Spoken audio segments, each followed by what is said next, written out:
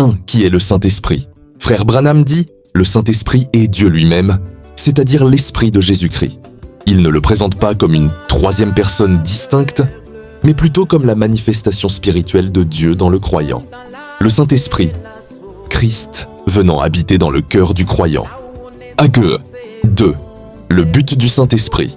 Frère Branham dit, recevoir le Saint-Esprit est la seule preuve que l'on appartient vraiment à Dieu.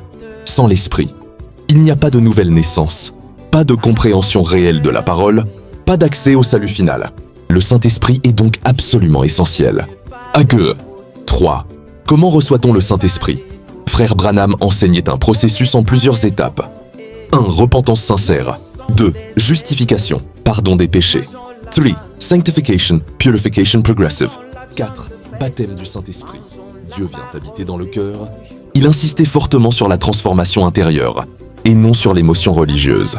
Hagee 4. Quel est le signe qu'on a reçu le Saint-Esprit? Contrairement à certaines traditions pentecôtistes, Branham ne considérait pas les langues comme la preuve obligatoire du baptême du Saint-Esprit.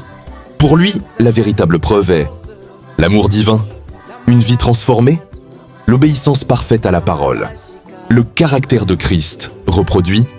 Il a dit, le vrai signe du Saint-Esprit, c'est la vie. Hagee 5. Le rôle du Saint-Esprit dans la révélation.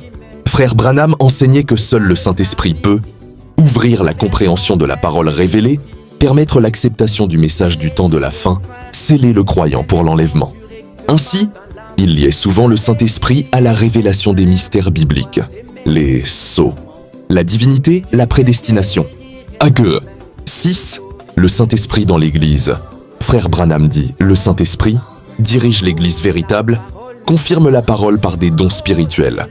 Guérison, discernement, prophétie, prépare l'épouse de Christ. L'Église n'est authentique que si Christ l'habite par l'Esprit. Hagee 7. Le Saint-Esprit et le message.